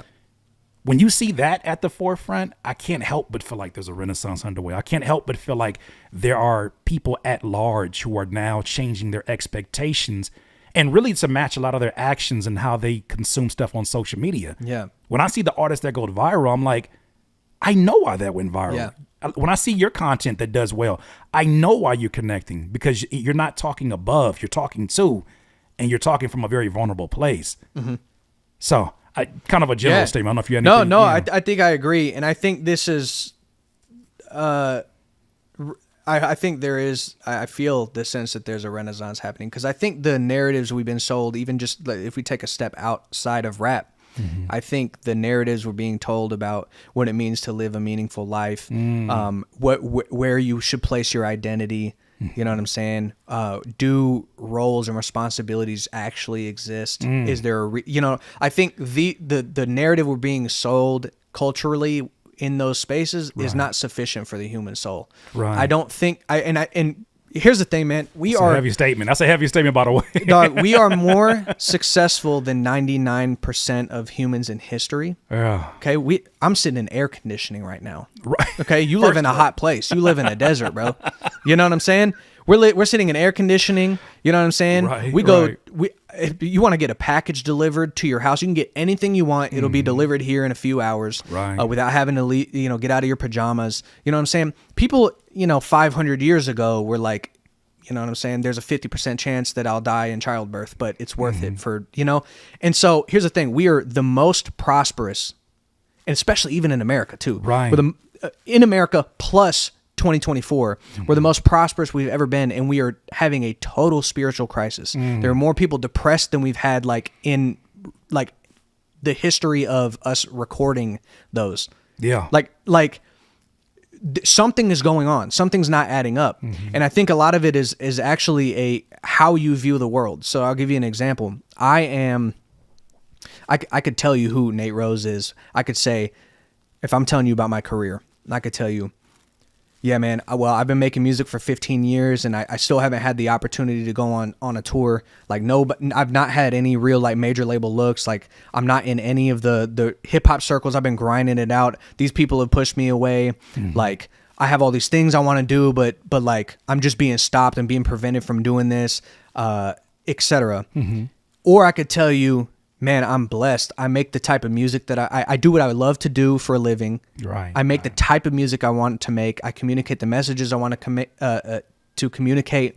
I have fans, you know what I'm saying, that I get to interact with. I have channels in which I can speak directly to them without a gatekeeper. Right. Okay. The reality is both of those are true. Both of those are true. It's the story I tell myself that dictates how I feel about my position. That's good. And so the process of gratitude, people call gratitude a practice. It's a practice because gratitude is just reorienting your narrative to the things that are good in your life and that you have. And I think so much of what we're being told is find your own identity yourself. You're fully responsible for bearing the burden of how you should be and interact in the world. Right. Reject all the traditional ideas of what it means to live a purposeful life. You know what I'm saying? Reject all these things. You're heroic if you say, screw my parents and what that vision is for me. I'm going to go find it myself. And then you just put all of that weight on your own shoulders, bro. And then you're like, well, how do I find meaning? Well, okay, well, you just, by necessity, if that's your basis by how you view the world, you have to become more egotistical because everything is about me and how it affects me and this and that. Yeah. And then you just go deeper and deeper into this self-ruminating, self-reflective, insecure cycle. And I think this needs to happen because everybody senses that, but we don't know how to make sense of it. And art and culture drive so much of that conversation. Right. And that's where I feel like you do have a responsibility as an artist that has matured to make music that provides that for people, because you can be the seed that really changes somebody's life, bro. Sorry. No, I'm good. I get a little emotional, but I'm glad you're saying this because this is stuff that we don't get an opportunity to kind of peel back on. Yeah, man. I have real things going on with real people in my life, bro. Right. Like people are hurting for stuff out here, bro. I want to orient us. I want to encourage people to orient us in a direction that provides that value, bro, that aligns our narrative in the way that we should be. And so, I mean, that's the mission with the album. That's the mission with the music. That's my life's purpose. I'm starting to look at my if I'm looking at my life's work, what it means to have a life's work, it's like, bro, I want to have a literary collection that has a sonic underpinning, right, of ideas that are deep, you know what I'm saying? Questions about how we should be approaching this very difficult thing. You know what I mean? So I got to pull this up while I'm talking about it. Now, you good. Take a second, bro. No, Take I'm a good. second, I'm good. Man. We back, baby. We back. No, you're good, man. We back, bro. I ain't afraid of no tear. I'm glad. Neither That's am I, beautiful. man. Because as I'm listening to you describe it, it is something that I get battled with this on a daily basis because I do so much still on my own, right? And I figured out how to automate a lot of the process. But when it comes to my art, that has always been number one. Making music has always been number one. Yeah, I have the ability to do a lot of these things. Yeah. I'm grateful, supremely grateful. And matter of fact, that was something I was going to pull up in the process was the statement I saw. There it is. So this is posted by an account called Festhole. Don't worry about the name. Okay. It says, I'm 37. Instead of regretting that I can't wake up again, 18 again, instead of regretting that I can't wake up age 18 again, I pretend to myself that I'm 90 and that I've woken up age 37 again. Yeah. And that I get to magically, wonderfully have the next 50 years again. Yeah. Reading that had me feel how you feel. It had me feel like that to the point where I'm sitting in front of my DAW, making music, and I'm writing these verses, and I'm like hyper focusing on whatever detail it is that I'm not nailing, and it's got me, having my own self doubt. Even 20 years into doing it, still having a self doubt. I get into those conversations about what should you be doing at this age, all these different things, and then I get reminded that one day this will be the only access someone will have to my story. One day this will be the only attempt that they will have of understanding the time period that I'm in. How much of a disservice would it be if I was chasing things that, are low hanging fruit? Yeah. Easy to go viral and do these things. And I say easy to go viral because it's like I know some of the... There's a formula to it. There's a formula to it, and I know some people musically that can easily get there. But I'm like, the reason why I love the artist, the reason why there's a mutual artist we both have a lot of respect for in John Belly, and the reason I love it because I introduced the Definition album to my wife before when we were dating. Played it again while we had our first, our son. She was having our son, and she'll listen to it and immediately say, "Oh my God, it reminds me of when we were driving to Venice Beach." And I'm like, those stories exist. There are Nate Rose stories that exist of listeners of yours. You'll never meet them. This is the craziest thing I always think about. You will never meet this person, but you have been there every step from them graduating high school, meeting their girlfriend that became their wife. And they've had such a very personal experience with you, and they just don't do social media. Yeah. Knowing that kind of experience exists, for me, is enough to kind of turn that part of my brain off that is so analytic focused, that is so results focused. I wonder for you, for somebody who has found that success, for somebody who continues to find that success, for somebody who had that as a job profession in the corporate space, how are you able to kind of turn that part of your brain off to focus back on what you're obviously showing matters most? Well, I mean, I mentioned earlier that it started with the realization that I wasn't happy about the career that I had. Right. And even from that point, that was back in I was probably in 2020 maybe. Yeah. Yeah, that was 2020 when I had that realization that kind of shifted my perspective. I've done a lot of growing since then. Do you think that was a reset, by the way? Bro, that was one of the most profound changes of perspective and changes of heart that I've had to this day. Talking about the pandemic specifically, right? No, I'm talking about the realization of where I was in my career. I'm but asking go ahead. in general, zooming out before you get into that point. Yeah, zooming out, do you feel like, because I keep hearing that being said by my peers, is that the pandemic, the having to stay in home, the having to figure out, is this what I want to do with my life? Because it's the first time some people are sitting still. Yeah. Do you think that could have contributed to where you were at, or were you already kind of heading in that direction, you think? I think I was heading in the, I think that's a great point. I'm sure growth happened that year. Growth happened in other years. I don't know how much to attribute to the pandemic. Now, I did feel a pretty, I was scared like everybody else in the, you know what I'm saying? In the first couple weeks, we don't know. You know what I'm saying? I was wearing masks to get Amazon packages. Yeah. It was a different time. And also for me, when the pandemic hit, I also got hit by a tornado.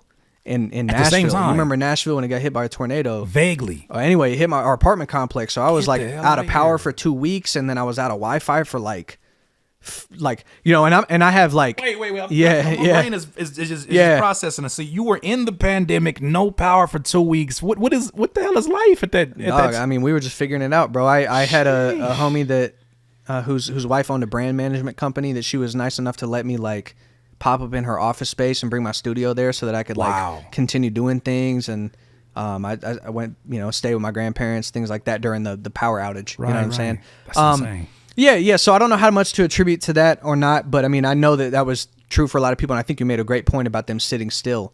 And I think the stillness really it's reflecting without satiating yourself. Yeah. Because you can satiate yourself, bro. Video games will satiate you. You know, food will satiate, whatever your vices are. You know what I'm saying? You can distract yourself from your, what Carl Jung would call the daimon, that conscience, that voice inside of you that says, hey, you're built for something more than this. You know what I'm saying? But you can kind of quell that. You know what I'm saying? Enough distractions these days. Yeah. So the development kind of happened through that. And then I think your initial question was, I'm trying to remember what your initial question was when about like transitioning from analytics to. Yeah. So can you reiterate that? How are you able to? So you know, obviously we have the two parts of our brains: the ones that is analytical and the more creative side of things. How, for me, sometimes the analytical brain can get the hell in the way of my creativity. Yeah. And I have to be able to kind of get into a flow state, and that's kind of what happens. I've done research on flow state. When you get in a flow state, that part of your brain that is in charge of making decisions and that needs to get the full scope of things and the details, the part of your brain also that stops you from being creative in a moment, because of those questions, shuts down, and you start losing track of time. You lose track of whether you've ate. That's when you're in the flow state. And so when I think about, I have that in common with you in that my upbringing, my pops is super analytical. He was a math teacher growing up. And so that part of my brain, when I shut that down, I make the best art. Yeah. When I need to do the business for that art, I do it better when I bring that analytical back into what I'm doing. For sure. So I wonder how you kind of I think both of those are really important, and I definitely do sometimes get back into the analytical when I need to you know what I'm saying, figure out the marketing strategies for that. But I mean, even then, this other part of your brain that speaks to people is evoked. You know what I'm saying? A lot of marketing is story and narrative and things like that. Still creative. So both of those kind of play in. I would say though, in terms of how heavily one part is activated in relation to your career is related to what you're setting as your top priority. So if your top priority is making money, you know what I'm saying? Right. And okay, there's predictable ways to get to that as your right, because you have numbers that like there's formulas and there's algorithms to look at, and there's ways to play the game, and you know what type of content you can make to do that. But how do you, what is the data analysis around love or hope or fan connection, true fan connection? You know what I'm saying? What is that something you can quantify, how the relational component that you have with the fan? That all happens at the level of something that's different. And I think that if you're focused on the finances or the data analytics as your primary goal, that will suit you. But that's an egocentric endeavor, because I want to make more money and I want to be successful and I want to be viewed in this way and I want to do this. Right. If the flip switches into a space of what actually is important is taking these things that I've learned that have added peace, joy, and stability into my life and making the absolute best product in order to service it at all. No. That just becomes a process of like, I want to be as authentic as I can on this song. Facts. And I want to create something that adds more good into the world. Right. And I'm just going to let it go. I don't ever really create from the place of thinking about the end listener. I'm kind of like, I have certain sounds that I like. I have certain types of music that I enjoy. These are my inputs into my own creativity and what I like to make. And I try to make the songs that I wish existed. And that process is not in relation to any end user. That's like, what do I like sonically and what do I want to say? And then I figure out how to market it after that, you know? So and I don't want to double back to this, but it is slightly related, because I've heard how success sometimes in the streaming space, like a Spotify, and I've even seen it to where you start submitting the playlists and they'll have these critiques of kind of shifting the art in certain ways. that was also another conversation that I've had with my audience many times where I'm like, we're the creatives and we should be leading the way.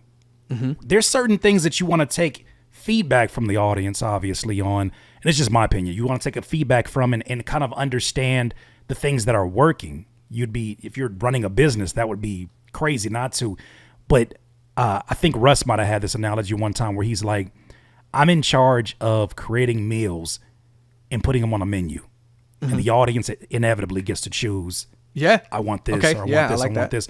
But I'm kind of wondering with you, be it that you are very, about the art and figuring out what things are kind of making you have these moments, these dopamine spikes, these, emotionally charged moments. If you're not thinking about the end product, or not the end product, the end user. Yeah. Is there ever a time where that does kind of cut into what you're doing? Is there ever a time where you're looking at the success of a song that you had, and while you're creating, you're saying, "Oh, should I do 3 verses on this?" Or, "Oh, should I change the hook?" No. So I think this is also this is a subtle matter of the heart. So I could give an example of, Radiohead makes very non-commercially, Very much so. like style music, right? And they have commercial success, but they make strange music. Right.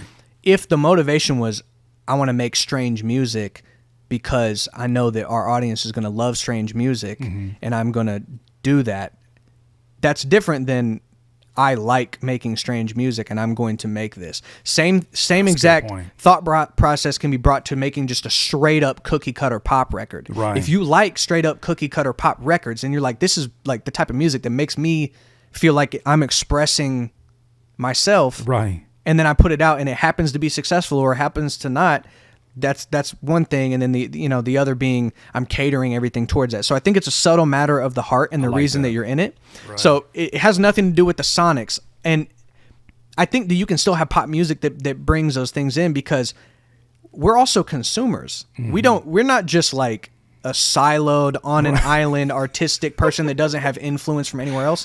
So we get influences by things that we hear and we attempt to like take these inputs and try to like combine them in a way that produces something new. And yeah, I think that if that is that's a state of play. Right.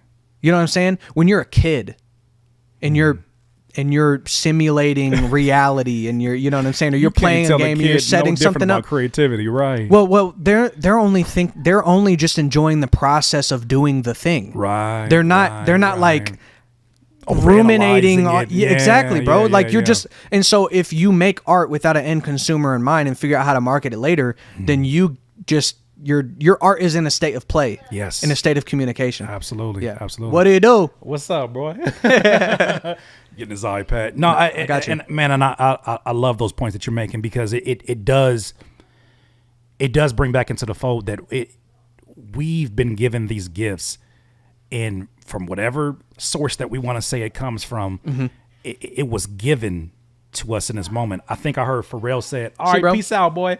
I remember Pharrell saying he feels like these creative ideas are almost like library books, and they've been given to us. We pull it out the shelf and we're looking at it and we're like, I think this might be the one for me, or nah, not for me. He said, don't be surprised if someday somebody picks that back up and they do the thing, and you're like, but I was gonna. So when I look at it from that standpoint, I did hear that. Yeah, I thought that was interesting. Yeah, right. So I'm looking at that and I'm like, there's so much that I feel that. Not you, but a lot of artists have allowed people who don't make music make decisions about how they should make their music, from the folks that are the suits inside the labels, from sometimes the playlist curators. And that's the thing that I'm most excited about, is not that these people are all bad people, but I'm excited to see what happens when artists like yourself are in control of their business and in control of their creative decisions. Yep. And putting people in place that say, I don't need you to mold me into a commercial success. I need you to figure out how to amplify what's already working here with my fan base. Yeah. You have the power to do that. If you're signed to a label, like, they can shelf your records. If they're like, this one's not going to make the cut. They're like, well, hold on, this one's extremely important to me to get out here. What do you mean I can't, as an artist, like publicize the things that are important to me. Right. You know what I'm saying? I'm being limited on that front. I also am not anti-label by any stretch. I understand the way that it works, but Rick Rubin had a great point on creating for the end consumer, which is if you're creating with the end consumer in mind, that's commerce, that's not art. That was in a book, wasn't it? Well, I saw it in an interview, but I'm sure maybe book. Perhaps you ever read that book? What is it? Oh my God, what is it called? The something point. What is it called? I listened to the audiobook of it. Man, Rick Rubin, pull this up. The Creative Act. I haven't read it, but you would love that, especially just seeing the nature of the conversation we're having. It's one of those things where in the beginning it's a little bit of a slow read for me because he's kind of getting into the general philosophy. I studied philosophy, so I'm into a. So you're ready for that conversation? I'm literally. This might be. I don't know. I don't think everybody would be interested in this. I'm literally watching. We are. Yeah. Give me an idea of how deep does it go? Because I've been into stoicism for some time now. Yeah. Well, really I was just gonna point out that I'm currently watching a lecture series on the history of philosophy from Wheaton College. It was recorded in the 90s, but I found a playlist on YouTube that has 90 1-hour lectures of a guy just up there talking, starting with the pre-Socratic era to Plato's. You know what I'm saying? To if you want anything you ever wanted to know about philosophy is sitting inside that playlist right now. Yeah, you know what I'm saying? But it's like, so I watch one of those a day. Like I'm like, so I don't know. I'm also simultaneously interested in that because these are wrestling with the big questions, and I'm trying to just become more educated and more wise about how I should navigate in my life. I think that process is so important. I think, in Christianity, it's what process are we talking about specifically? The process of questioning and philosophizing, right? Really questioning and trying to like think through things, because your life turns out based on, to whatever degree, like based on your beliefs. So, okay, I said that all crazy, but what I'm trying to get at is that if your core belief is that ice cream is healthy for you, and that's how you live a healthy life, is by eating as much ice cream as possible. If that's a core belief, play that out for 10 years. Okay, see what has happened to your body, see how that has played out for you. That is not calibrated to truth. You know what I'm saying? So your core fundamental beliefs, the degree to which they're calibrated to truth when lived out is the degree to which your life is good or bad. That's a crazy way to think of it. I like that. You know what I'm saying? Like because everything else is built upon that, bro. Right. And I think a woe is me foundational narrative about your life, what you believe to be true, is that everything external is happening to me. I'm the center of the universe, and this is like, if that's what your belief system is, when you live that out, it just becomes a cycle of self-reflection and not self-reflection. Sorry, like deprecation. Yeah, ruminating. Being metacognitive of things. So, or there's all these alternative ones. And so what I'm trying to do is constantly like recalibrate to the things that are like providing me the most value. Yeah. And so personally, on the personal side in my journey in life, like I was a much more egocentric person when I was young. And so much to the point that like, I was just very excited about things I had going on, and I wanted to talk about it. Right. And it was me. You know what I'm saying? And I really kind of like low key at that time, I didn't have any interest in really what other people had going on. I'm Denzel in my movie. You know what I'm saying? Yeah. I'm the rapper on campus. I think a lot of artists go through that period, man, where we're the main character. Right. And then at one point I just was like, man, I don't really have many friends. That's a hard. My relationships with my parents are not good. But my relationships, you know what I'm saying? My like, I don't feel like I don't have any real support system. And so I started to have to go, wait a minute, if everybody's an asshole, I'm the asshole. Right. You know what I'm saying? That's like the truest point. And so that's when the self-reflection had to start, because I'm like, I was meeting people who had a warmth about them that had a family structure and a friend structure and things that I'm like, no, like that looks good. What's going on there? What's the difference? Well, that person actually listens to what I have to say. This person really listens to me. This person, like, so there's all that. That's kind of what kind of started the journey. I mean, there's a bunch of things that started the journey. I mean, there's no short, because what we're talking about is every life experience and how it fed to these moments. So there's the process of forgiveness of people in my life that really helped my character and ego dissolution. There's the like it's a whole spread of things, but yeah. And somehow that leads us back to the ultra marathon.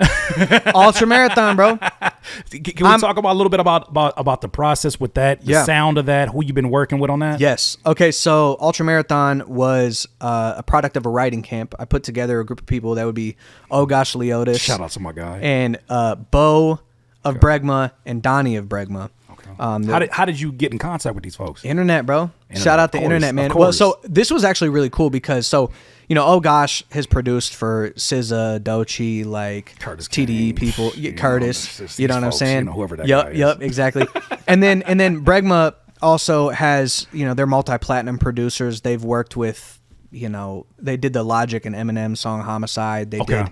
So I've been tapped in, and what was cool is that somehow over time they became aware of me. I was getting the follow. So when I reached out to them, I thought it was just totally a cold reach out. I'm like, yo, I want to listen. I'm fans of you guys. I would love to work with y'all on a project. And they were like, oh no, we know you. We're tapped in. Like, let's do it. That was surprising to me. But yeah, so the way that worked out is like, all right, I have this place I want to go sonically. I made a mood board of a visual mood board of what I wanted the album to sound like.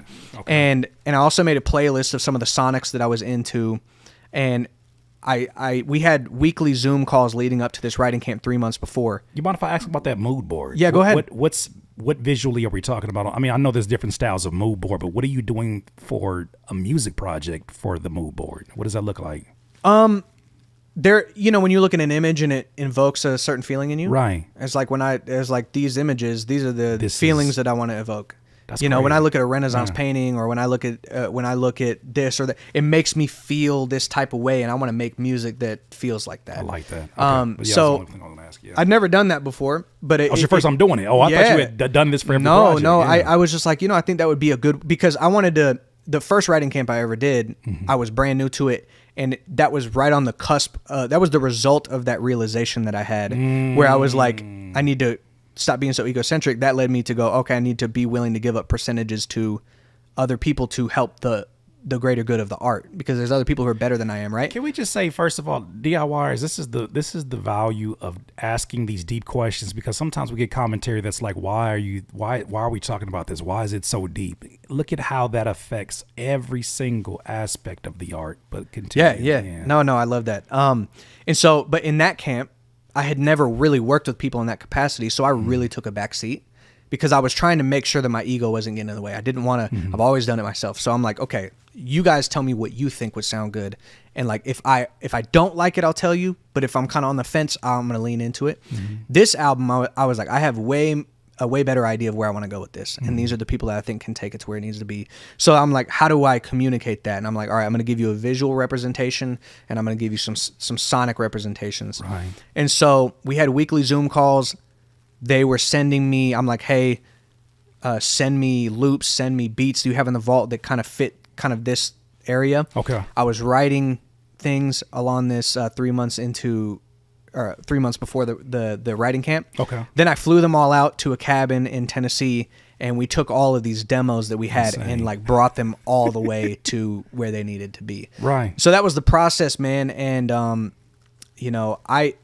that's the way I want to create music. I'm also I've announced this on socials, but I have a son on the way. Congratulations. First son. So you know what I'm saying? I'm about to step into that's a place where you have way more perspective than me, and I'm looking forward to that. I want to remind me how are we feeling right now? How like just presently in the moment as you're thinking about all these things that are weighing. I mean, you've got so many responsibilities as an independent artist in general. Yeah. You're on the cusp of a new project. You put a lot of work into this project. You obviously have your normal flow of content. Yeah. But then there's a family dynamic that obviously everything circulates around them. Yeah. How you feeling right now with that approaching, bro? Dog, I can't wait to be a dad, bro. I can't wait to be a dad. And like, yeah, dude, I'm actually super looking forward to the responsibility. Like that's just, I'm like, like once this baby is born, I just have a new dose of purpose. I just get inculcated with a whole new angle of my life being meaningful. The moment you say, why am I getting up today? Yeah, exactly, right? Guess I'm getting up today. Yeah, man. Dude, I can't I was wait. terrified. I don't want to, put anything out there in terms of like whatever you're comfortable with, but I'd be honest with you, bro. I was terrified. I was terrified because immediately I had those questions that you talked about earlier. Am I prepared for this? What training did I receive that prepared me for this? Am I ready to? Can I lead? I can barely take care of myself at some times. Am I in a position to where, I'm not eating on time and all of this? Yeah. And this is someone who is going to, like, they can't do anything. Well, that's you being uncomfortable, which is on the edge of growth. Facts. So, Facts. and you know what I mean? So once you're presented with those feelings because and the reason you're presented with those feelings is because you have an obligation to that child. And you care. And I think that's the one thing somebody had to remind me is that the only reason that you feel that you talked about earlier, what you feel that sense of like that purpose and you're excited, you're going into it head first is because you care. Yeah. If you didn't care, it'd be like, babies happen every day. And it's like, I know people who are like that. And now that I'm in this position, it's insane for me to think of, I can't go a few days without seeing, like if I've had people who flew me out for speaking events, I need to FaceTime. Yes. I don't know what life is outside of that. Even in my work, people are like, do you miss going to late night studio sessions? And I'm like, no. I love the fact that I can do a show in this room and my son's over here looking on the stairs and then I can like go to bed. Yeah, bro. I relate to that. I mean, I miss my wife right now. You know what I'm saying, bro? Yeah. So no, it's I'm really looking forward to it. There's a bunch of dimensions by which I'm looking forward to being a dad, bro. Like, How important, and I don't want to put any business out there because your family is your family. No, bro, I'm an open book. Please talk about how, if you don't mind, how important it is. What type of support system does she kind of give to you? Because everybody needs Nate's time. Everybody's trying to get to you. Everybody's trying to access you. How does that dynamic work out? Man, it can't be overstated, bro. Like, the marriage I have is so beautiful. My wife has been so instrumental in my own personal development, as we should be. We're two individual people that are committed to a greater goal.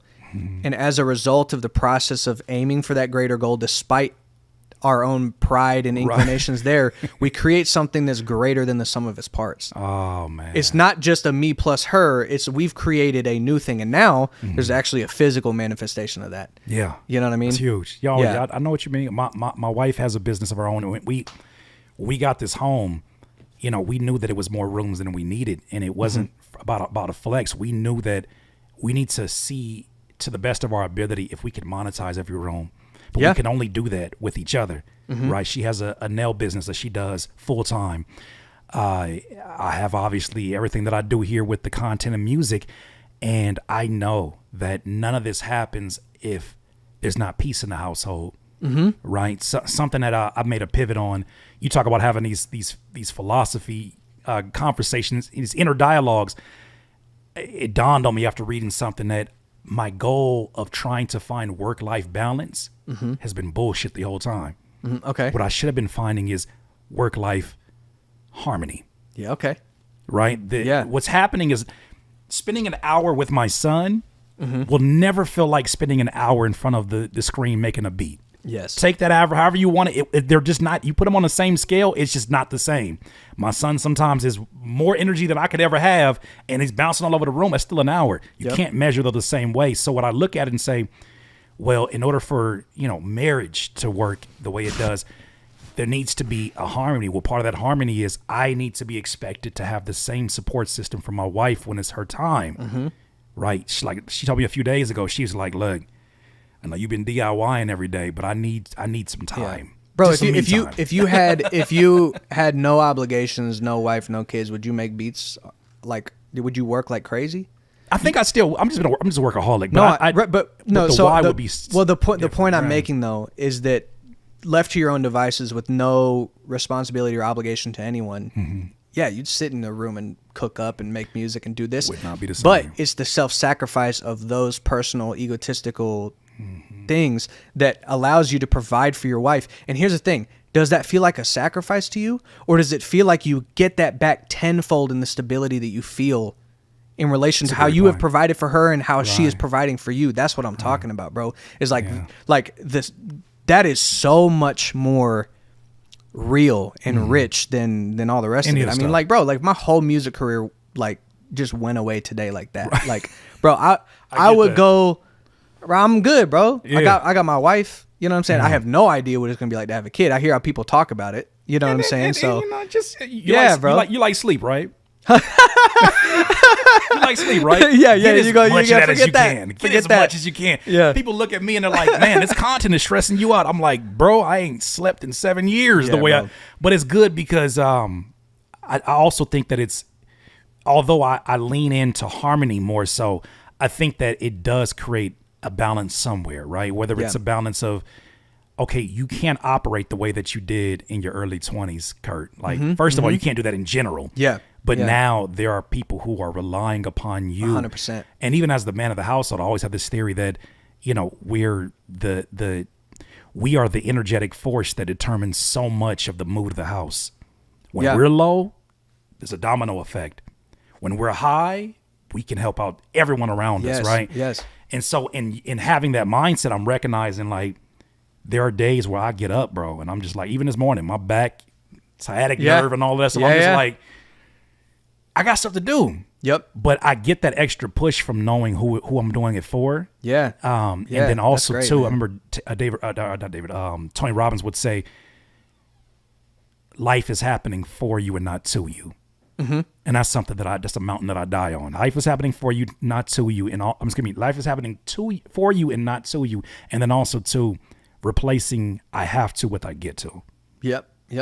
That's a reshifting of a narrative structure. That's all it is. That's same thing. Both, you know, it depends on how you look at it. So changes a lot. I think, bro, I think that's amazing. And like, I want to throw this extra point in there. Please don't. That the process of getting the beauty that comes with those things always is on the other side of something difficult, because it's by nature that happens. If you want to grow muscle mass and become stronger, you have to rip your muscles. Resistance. Yeah. And you have to experience physical pain, right? If you want to learn something new, education is good, right? That's going to provide you a lot of great things in the future. If you want to learn something new, you have to go through the stage of not knowing any of the verbiage, any of what's going on, feeling like overwhelmed by the process.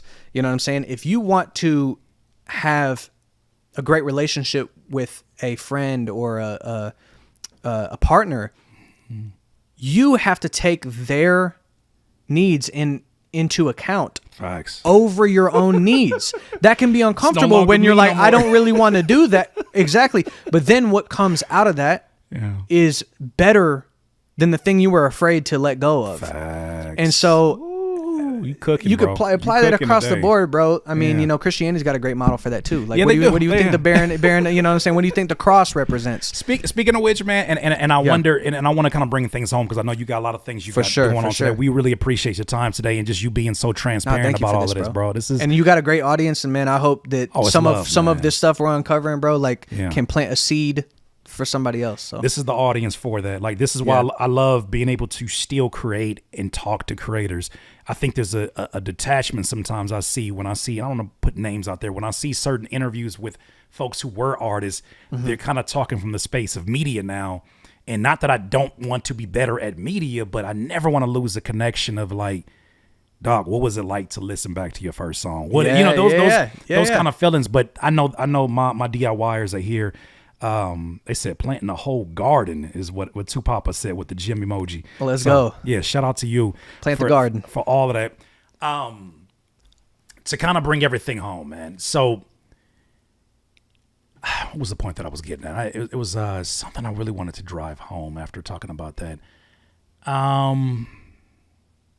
Final words that you have for independent artists who are at a place where, actually, you know what? I just found a point. Excuse me. Go ahead. Rewind. Yeah, let's do it. Let's do it. Bring it back. So, speaking of the spiritual aspect of it, you know, over the last 8 months, bro, I got hammered, right? Ours was the most mild conversation about the pros of streaming and all of that. But when I made the decision, it was so off-putting for a lot of people that I got hammered in a way on the internet that I've never had before. Okay.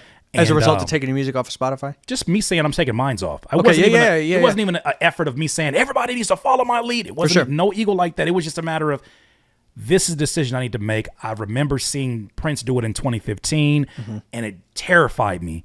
But because it terrified me, I knew I had to experience it. Yeah.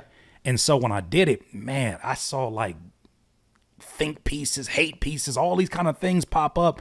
And it weren't all just about the topic. It was just like, this is a vulnerable moment. Let's go at them. And I remember asking God, like, yo, like, all I want to do is be successful in what I'm doing. I'm not trying to, I tried my best to avoid controversy, which is funny because now I do reaction clips and all that stuff. But I try to avoid it. But then I had a voice I heard clear as day. God telling me, if you want to get on the ride, this is the admission fee. You want to get to this next level. This is the admission fee. If someone told you that, you have to hear people telling you, oh, your music is this. Oh, I wish you did this. Oh, you know what I don't like about this guy? And they're picking things that are very like personal things to you. If somebody told you that was the admission fee to getting to the next phase of where you've been trying to get to, would you still do it? Yeah. And when I had that posed to me, I said, absolutely. Yeah. It's not even a question about it. Yeah. So I wonder for you, you being in this space, and obviously you've invested so much, I feel like good energy that I'm sure that you're reciprocating. How do you kind of deal with just the nature of the beast that the internet can be sometimes when it comes to your art and putting yourself, because you're going in a really vulnerable place with this ultra marathon, and you're putting, got your mood boards. When you're getting to, I just know one thing. That's true. I never did it for an album, but when you get into mood boards, there's a strong connection between this means something to me that I had to cut these out and visualize it. So I guess my question to you first, before we get into your advice for independent artists, is how do you kind of make peace with sort of that dark energy that always exists within this internet space for your art? I mean, Mike Tyson had a quote on this, which was like, if I can't remember exactly what it was, but it was like, if you're trying to please everybody, then the enemy is yourself, or something along those lines. But the idea is like, everybody's always going to have an opinion. People have vastly different opinions about all sorts of things. Sure. I'm sure if we wanted to go through every little minute detail about ways in which we differ, we could uncover a bunch of them. Right. We also have a lot of things that pull us together. Then the nature of the vulnerability and stuff of the music is going to have the effect that it has. You know what I'm saying? Good or bad or whatever. But there's a mission that is way beyond me, that doesn't have to do with me receiving it. The benefit of, in real life, dissolving the ego is that, like, good and bad, like, I'm not reading the good comments and getting this feeling of like, yeah, I am this shit. More of that. I am that. Right. You know what I'm saying? And I'm also not reading the bad comments and be like, I am that, bro. Right. My identity and view of myself is reflected in the ways in which I'm embedded in my family, and it's not. It has nothing to do with that. These are people that don't know me, that have opinions, and they're wrestling with things that they have to work out. You know what I'm saying? So for me, it's like there's a way bigger mission. This music is going to serve something way beyond myself, and like that again, price of admission. It's like for that, you know what I'm saying? I'll take it every day. Oh gosh, just popped in here. He said, "Here we go, the guys." Shout out, oh gosh. I know you said that in your most Anthony Davis voice ever. I know you said that. That's my guy, man. That's my brother. But man, it has been an absolute pleasure chopping it up with you. I'm glad that we were able to get to a lot of those topics. I want to leave it to the final words, but first of all, where can people connect with you? Give us 3 songs as an introduction to your catalog that are out right now. That you feel like that's a good ramp. Yeah, right. Because sometimes if we go just by the top songs, I heard you talk about my top song. I almost didn't put it out. But it made me a lot of money, so I guess so I was better give or take. But what are 3 songs that are a great entryway into understanding and understanding you, but also like just getting to know your catalog? Songs that you still feel like hold that weight. Yeah. So, the first question was where you can find me. It's Nate Rose Music on all social platforms, and Nate Rose, on Spotify and Apple and everywhere. Right. As far as songs that I would recommend that are out now, I would say Level Up is my number one. The problem that I have is I'm constantly developing and learning new things. So I have 12 songs in this back catalog for this album that have way more depth than some of the stuff. Sure. But I would say Level Up. Okay. I would say Something to Say is a good one. And, Sonically, let's go with action. There it is. Action. Yeah. Okay. Yeah, there we go. Those are 3 good ones. Words of advice for independent artists that want to follow in the footsteps of a Nate. And maybe this is more so a question about what would you tell yourself? I wouldn't say at 15, but that moment that you had that shift and you were trying to figure out how to be in the shoes that you're in right now, what kind of conversation would you have? What are some things you would have them look out for, or what's some advice that you would give? Oh, that's a tough one, because like I feel like I've followed, like I didn't know everything at 15. Obviously, I know way more now, but also the process of uncovering those things along the way led to my own development, both of understanding of the music business and character. So I don't think it's a situation where I could have just imparted this wisdom and everything just clicks, you know? So I don't know about that, and this is going to sound, this is, when I get asked to give advice, this is truly it. Give it to me. And it's not going to sound like great advice. There's probably other advice in here that you should really take, but I truly believe this. If you are not willing to make a decade-long sacrifice of everything, that, you know, your time, your money, your resources, the stress that comes with it, the people telling you that, like, why are you trying to do this? If you're not willing to do that for a decade and potentially not even make it, if you're not willing to do that, which it is totally okay if you're not, let art just be art. Let it just be a passion, and don't taint it with all of the, what about the numbers? What about this? How do I do this? Don't do any of that. Just sign up for stress for no reason. Have fun. Yeah. Make music. You can pay for DistroKid. You know what I'm saying? Right. Pay a little $20 a year. Put your music on Spotify. Let it live there. You can tell your friends about it. Right. Don't put any pressure on yourself, because you are going to live a much happier life. This is not for the faint of heart. If you can't imagine yourself doing anything else, and the price of admission being a decade of potentially not making it is still worth the end goal if you were to gain it, then go for it. But I really see a lot of people that are kind of 1 foot in, 1 foot out, and I'm like, please, like, you are making your life so much more difficult. You're spending money that you could be investing in other ways for your future. Something that you're more driven by, something that is at your actual purpose for being here. Yeah. And so that's a big one for me, because I think you have to have those tough conversations. You know, and we've all seen examples of people who have hit a certain age, and they have to have that conversation where it's like, yo, I've hit this and I haven't gotten a certain amount of movement. It's time to move on. Yeah. And then there's other people who are like, I can still weather this. I can still make the things work. But save yourself really get deep with that conversation with yourself, because think about what you want your life to be like. It is not, it's easy to look at the person that has all the things up there and not see any of this stuff that was always happening in the background. But there's been a lot of things I have had to overcome. I've spent so much money. I've gone through so many like weird business relationships tearing up because of, like, there's all these things that you just don't even have to experience. Right. You know, life's going to be hard enough. You know what I'm saying? Don't add that extra stuff that you don't have to. Let it just be your passion, you know, and if you can't live without it, then go as hard as you can. Yeah. Well, I 1,000% agree with you. It's funny how he says there might be better advice out there than delivers that kind of advice. Oh, you kind of deliver that, and like that wasn't something we all need to hear. But no, that's amazing.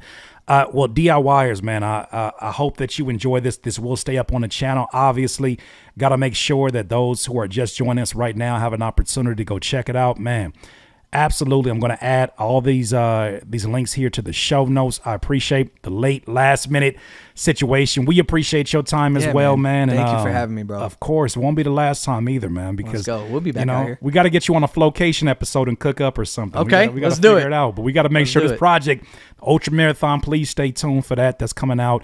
DIYers, I greatly, greatly appreciate you. Nate Rose, ladies and gentlemen, thank y'all so much. Thank y'all. Appreciate y'all for tuning in and listening to me yap. You know what I'm saying?